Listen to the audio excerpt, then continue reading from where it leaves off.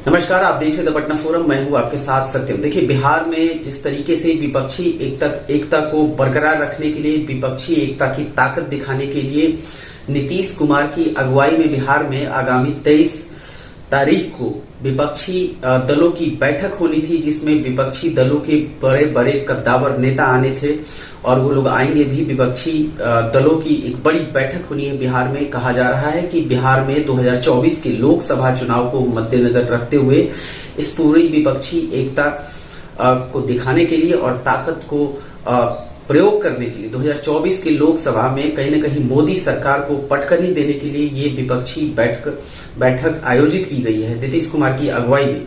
और नीतीश कुमार बार बार ये कह रहे हैं कि मैं बिहार का मुख्यमंत्री अभी हूं, आने वाले टाइम में वो मुख्यमंत्री होंगे या नहीं होंगे, अपने बात से कितना वो कायम रहते हैं, अपने बात पे कितना कायम रहते हैं, वो देखने वाली बात होगी।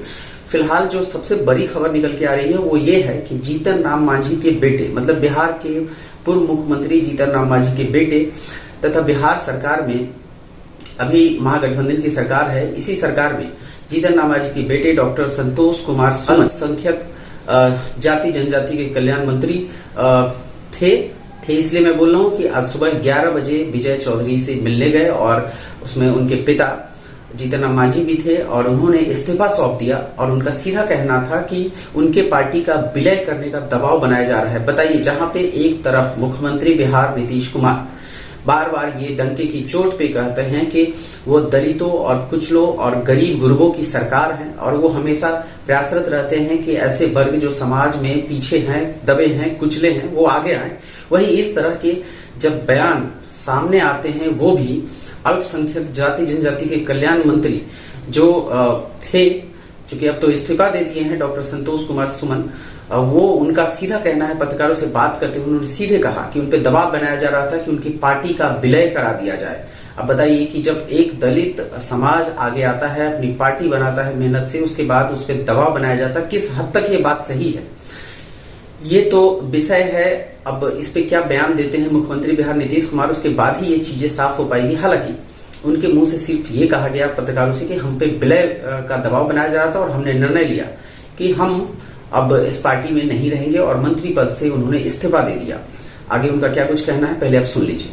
हमारा अस्तित्व खतरे में अगर वो कहे कि आप विलय कर जाइए तो मेरे पास क्या उपाय है, क्या ऑप्शन है, क्या करते हैं मेरे जगह पर रहते तो मांगने का दबाव तो नहीं है। इतना ही कहेंगे कि हम अपने अस्तित्व बचाने के लिए का ये निर्णय लिया है। आप सबके समक्ष बात है, हमने ये बोला था कि हमारी तैयारी 5 सीटों पर मुकम्मल है और हमारे कार्यकर्ता 5 सीट पर इतने तैयार हैं कि वो चुनाव लड़ने के लिए तैयार है और जीत में भी जीत हो सकती है। लेकिन हम ये भी बात बोले थे कि जब तक टेबल टॉक नहीं होता, जब तक एक साथ मिलेंगे नहीं, तो कैसे आधिकारिक रूप में हम बोल सकते हैं। एक पार्टी के रूप में, एक व्यक्तिगत रूप में मांग करना, कार्यकर्ताओं को सम्मान देना, वो भी जिस उत्साह के साथ हमारे पार्टी से जुड़े हुए हैं, उनकी मांग थी हम 5 सीटों पर लड़े, तो बात को हमने रखा है। हमने नहीं कहा कि हम 5 सीट पर ही लड़ेंगे। अगर महागठबंधन की में बैठक ये होती, अगर 1-2 सीट कम भी होता तो हम उस पर विचार कर सकते थे, लेकिन यहाँ तो दूसरी बात है। देखिए, हम एक बात कहना चाहते हैं, हम लोग जहाँ रहते हैं पूरे मन से रहते हैं और पूरा निस्वार्थ रहते हैं। हमारी जो इस चुनाव में बात हुई थी जनता दल यूनाइटेड के साथ हुई थी, हम लोग का गठबंधन जनता दल यूनाइटेड के साथ था। बाद में राष्ट्रीय जनता दल से साथ माननीय नीतीश कुमार जी मिले हैं, तो हमको आरजेडी से बात करने का हमको नहीं लगता है कि इस विषय पर ना उनके तरफ से देखा। जैसा आपने सुना, उन्होंने पत्रकारों से बात करते हुए प्रेस कॉन्फ्रेंस में सीधा कहा विलय का दबाव बनाया जा रहा था और पार्टी विलय एक बहुत बड़ी चीज होती है। इतना मेहनत से अगर कोई पार्टी बनाता है तो इतनी आसानी से वो विलय नहीं कर लेता है। और पिछले ही समय की बात है, मैं बता दूं कि उपेंद्र कुशवाहा ने अपनी पार्टी का विलय किया, नीतीश कुमार के साथ मिले, फिर से नीतीश कुमार से जुदा हुए और अपनी नई पार्टी का गठन उन्होंने कर लिया।